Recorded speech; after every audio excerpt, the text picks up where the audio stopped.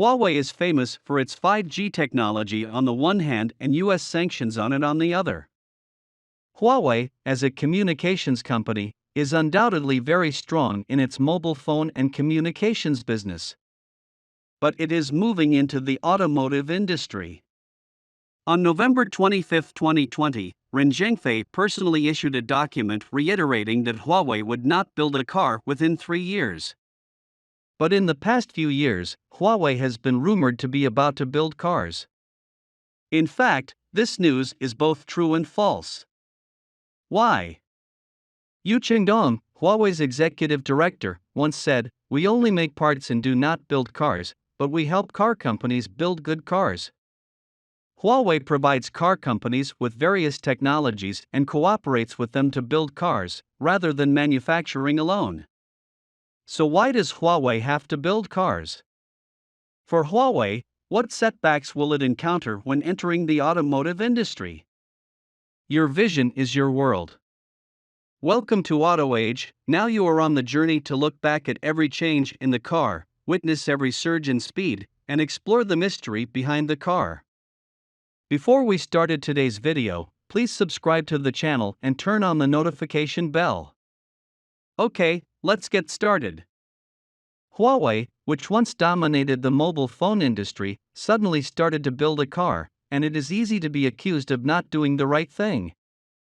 Of course, Huawei also understands that there may be such problems, and Huawei's management has repeatedly emphasized in public that it does not build cars. Ren Zhengfei gave 3 reasons for not supporting. First, the amount of capital needed to build a car is huge. Second, there are too many enemies, which may lead to a rebound in partners. For example, Germany is one of the few developed countries that supports Huawei's 5G, and cars are Germany's absolute core interest. The third is that Huawei wants to be an industry enabler, not an industry disruptor. Accumulate the accumulated technology, make the friends that should be made, and make the money that should be earned. However, Chengdong still insists on building cars and proposes 3 cooperation modes for car making. The first is the most lightweight software system supply model. Huawei provides HiCar, HMS for car and other software and associated applications. The second is an overall solution supply model that combines software and hardware. Huawei provides software and hardware supplies including HiCar, Drive One all-in-one electric drive system, motor controller, and LiDAR, which can be flexibly supplied according to the needs of car companies. The third is the Huawei Inside mode. Huawei provides a complete set of HI solutions including Hongmeng car and self-developed in-vehicle computing chips, and authorizes the use of the HI logo on the body using Huawei's autonomous driving technology.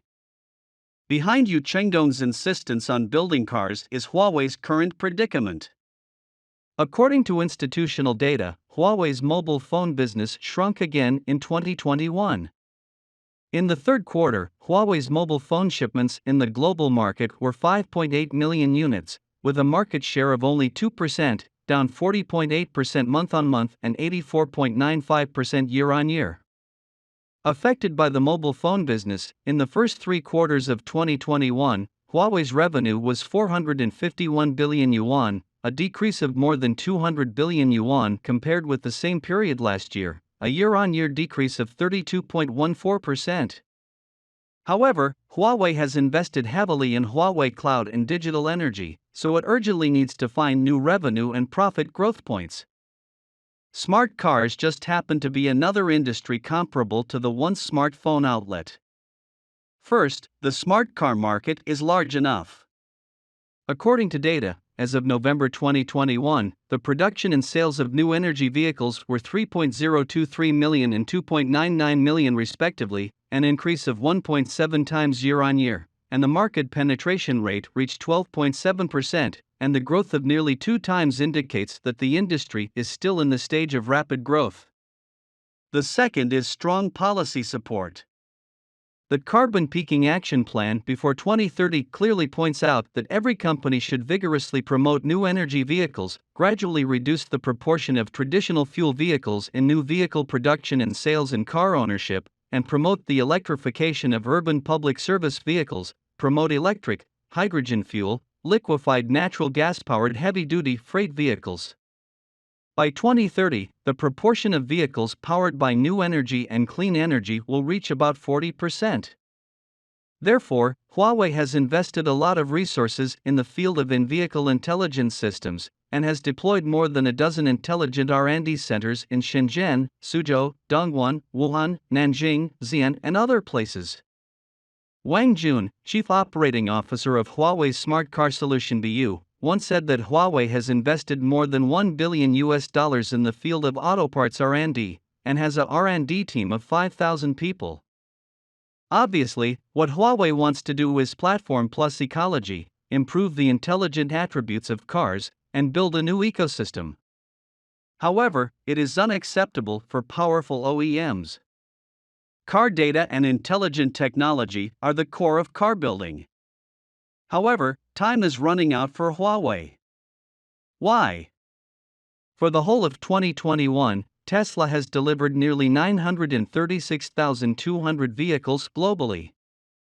The new Force Xpeng motors delivered the highest performance, with a total of 98,155 vehicles delivered throughout the year.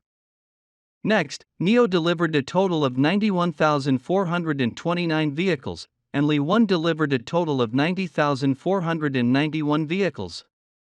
With such fierce competition, the head effect of the new energy vehicle industry will only increase. Before autonomous driving technology has reached the possibility of L4 application, mass production capacity and sales capacity may be the strongest proof of strength. For Huawei, the road to sales growth of cars has been bumpy. Of course, the technical strength of Huawei's car manufacturing is undeniable, and it is the first echelon in some areas of the industry. But as the former Huawei employee said, putting a Rolls-Royce engine on a tractor is still a tractor. Huawei, which is based on technology, may have difficulties in doing business like the Ningde era. At present, there is no such thing as a car intelligence solution that is absolutely necessary for the entire industry. Even if there is a part that is absolutely necessary, whether it is a new force car manufacturer or an old car manufacturer, the gap between everyone is not big.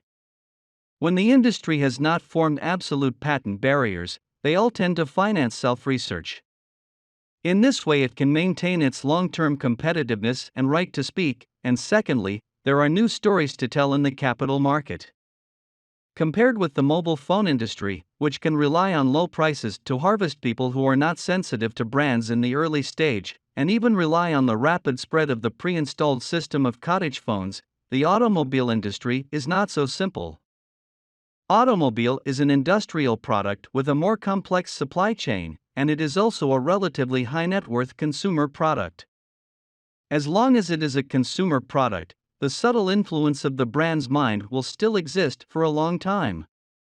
Especially for high-net-worth consumer goods, it is impossible for users to quickly decide to buy a car. This is not only the high cost of trial and error, but also involves whether other supporting conditions can be met. As a novice carmaker, if Huawei wants to quickly grab other people's cakes, it must not only provide excellent technology, but also urgently need to create an explosive product in this field, form its own unique DNA, influence users' minds and decisions, and gather their first wave of core users. Okay, we just spent another 10 minutes of deep thinking. Do you want to learn about more auto stories? Please keep following our channel and like our videos. See you.